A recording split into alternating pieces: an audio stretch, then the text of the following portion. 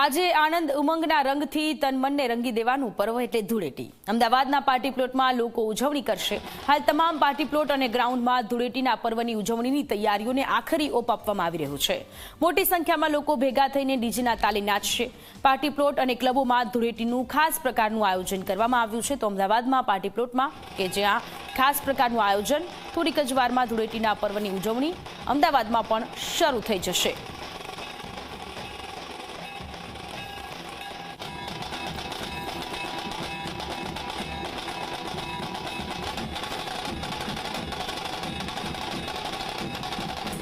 તો આપણી સાથે સપના શર્મા લાઈવ જોડાયેલા છે, મિત્તલ ખાણિયા લાઈવ જોડાયેલા છે અને બંસી દવે આપણી સાથે લાઈવ જોડાયેલા છે. સપના, અમદાવાદમાં ધૂળેટીના પર્વની ઉજવણીને લઈને લોકોમાં અનેરો ઉત્સાહ જોવા મળી રહ્યો છે. થોડીક જ વારમાં ત્યાં લોકો પણ એકઠા થઈ જશે અને ધૂળેટીના પર્વની ઉજવણી કરશે. તૈયારીઓને આખરી ઓપ આપવામાં આવી રહ્યો છે. કેટલા ઉત્સાહિત છે લોકો?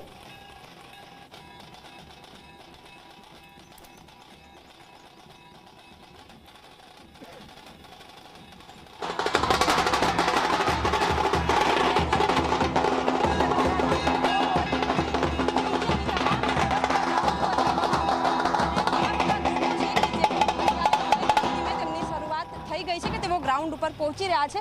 જે લોકો પાર્ટી પ્લોટમાં આવી રહ્યા છે એમની સાથે વાતચીત કરીશું, એમને પૂછીશું. અચ્છા, શું પ્લાનિંગ છે? આખો દિવસ કેવી રીતે ઉજવણી કરશો?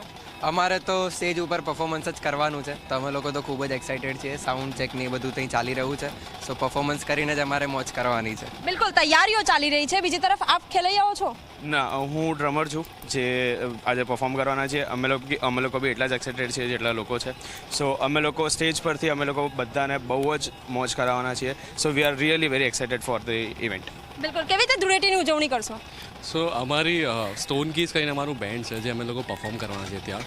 તો અમારી ઉજવણી તો ઉપર જ છે અને કલરની તો ખબર નહીં, અત્યાર સુધી અમે લગાવ્યા નથી. પણ જેવા લોકો આવવાના સ્ટાર્ટ થઈ રહ્યા છે એવી એક્સાઇટમેન્ટ વધી રહી છે અને બસ ચાલુ કરીએ અમારું પરફોર્મન્સ એટલે વધારે મોજ. બિલકુલ, હવે હું તમને પાર્ટી પ્લોટના દ્રશ્યો પણ બતાવવા. આપ જુઓ કે તમામ જે તૈયારીઓ છે અહીં છે. એક બાજુ નાસિક ઢોલની વ્યવસ્થા કરવામાં આવી છે, એક તરફ સ્ટેજ પરફોર્મન્સ છે એની તૈયારી કરવામાં આવી છે, તો બીજી તરફ ફૂડ કોર્ટ હોય કે પછી જે કલર સ્ટોલ હોય તો એ તમામની જે વ્યવસ્થા છે અહીં કરવામાં આવી છે. ધીમે ધીમે લોકોની શરૂઆત થશે અહીં આવવા માટે અને એ લોકો આવે એની પહેલાં તમામ જે વ્યવસ્થાઓ છે તે કરી દેવામાં આવે છે. ઘણા બધા પાર્ટી પ્લોટ એવા પણ છે કે જ્યાં રેન ડાન્સનું પણ આયોજન કરવામાં આવ્યું છે. એટલે કે ખાસ કરીને જ્યારે ગુજરાતીઓ હોય ને અમદાવાદીઓ હોય ત્યારે તહેવારની કમીમાં તેઓ કોઈ જ કસર રાખતા નથી અને એ જ પ્રકારની જે તૈયારી છે સોનલ, એ અત્યારે ગ્રાઉન્ડ ઉપર દેખાઈ રહી છે. જી, આપણી સાથે બંસી પણ જોડાયેલા છે. બંસી, ત્યાં કેવા પ્રકારનો ઉત્સાહ લોકોમાં જોવા મળી રહ્યો છે? કારણ એકબીજાને રંગો લગાવીને ધૂળેટીના પર્વની ઉજવણી અત્યારે અમદાવાદમાં થઈ રહી છે.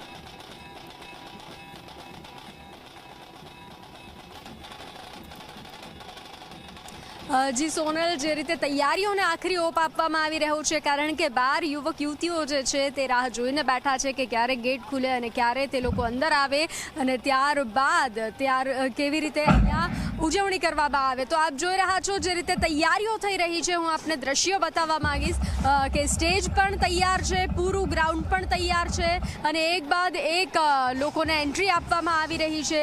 ઢોલ પણ તૈયાર છે, ડીજેના તાલે ઝૂમવા માટે જે છે તે દરેક યુવક યુવતીઓ અત્યારે લલાયત જોવા મળી રહ્યા છે. તો આ દ્રશ્યો કે તૈયારીઓને આખરી ઓપ આપવામાં આવી રહ્યો છે અને બસ હવે માત્ર થોડી જ ક્ષણ બાકી છે અને થોડી વાર બાદ જ જે છે તે ઉજવણી શરૂ થઈ જશે. જી સોનલ.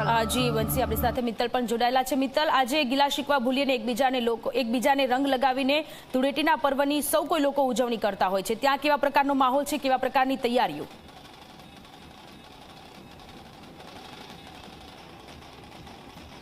બિલકુલ સોનલ, જે રીતે આપે કીધું કે આજે બધું જ ભૂલી અને આજે એકબીજાને રંગો લગાવવાનો પર્વ છે અને બધું જ ભૂલી રંગોત્સવ મનાવવાનો પર્વ છે, ધૂળેટીનો પર્વ છે. ત્યારે અત્યારે આપણે બલમ પિચકારી એટલે કે શંકુસ ફાર્મમાં જે આયોજન કરવામાં આવ્યું છે ત્યાં ઝી 24 કલાકની ટીમ છે અને તૈયારીઓ તો તમામ પ્રકારની થઈ જ ગઈ છે. માત્ર થોડીક જ વાર અને તમામ લોકોને એન્ટ્રી આપવામાં આવશે અને અંદર જે સેટઅપ બધો કરવામાં આવ્યો છે તે પણ તૈયાર થઈ રહ્યો છે. એટલે આપ જુઓ કે બહાર જે ખાસ કરી યુવક અને યુવતીઓ છે તે અત્યારે તૈયાર છે કે ક્યારે અમને અંદર બોલાવવામાં આવે અને અમે અંદર જઈ અને હોળીનો પર્વ મનાવીએ. એટલે 10 વાગ્યા આસપાસ વધારે માહોલ જામતો હોય છે અને આ જે ધૂળેટીનો પર્વ છે આખા વર્ષ રાહ જોતા હોય છે લોકો કે ક્યારે આ પર્વ આવે અને અમે ધૂળેટી મનાવીએ. અને આજના દિવસની વાત કરીએ તો મોટી સંખ્યામાં ખાસ કરી જે યુથ છે તે ઉપસ્થિત છે. યુથની સાથે બાળકોમાં પણ એટલો જ ઉત્સાહ જોવા મળ્યો છે અને વ્હાઇટ કલરની ટી શર્ટ પહેરીને આવ્યા છે. ઘરેથી જ ઘણા લોકો તો ધૂળેટી મનાવીને આવ્યા છે. અને આપ જુઓ કે તમામ લોકો છે જે પાસનું અરેન્જમેન્ટ કરી રહ્યા છે. અમદાવાદ હોય ત્યારે પાસનું અરેન્જમેન્ટ થતું જ હોય છે, એટલે પાસનું અરેન્જમેન્ટ કરી રહ્યા છે અને અંદર એન્ટ્રી આપવામાં આવશે. અને અંદરની વાત કરું આજે ખાસ શું રહેવાનું છે તો આજે ખાસ પ્રકારના ડીજે રહેવાના છે અને ડીજે આવવાના છે. ડીજેની સાથે લોકો ધૂમ મચાવવાના છે. સાથે વોટરની સાથે જે દર વખતે રાખવામાં આવે છે તે વખતે પણ આ ખાસ જોવા મળશે. એટલે બલમ પિચકારી 4.0 સતત 4 વર્ષથી આ રીતે જે ખાસ પ્રકારનું આયોજન કરવામાં આવે છે.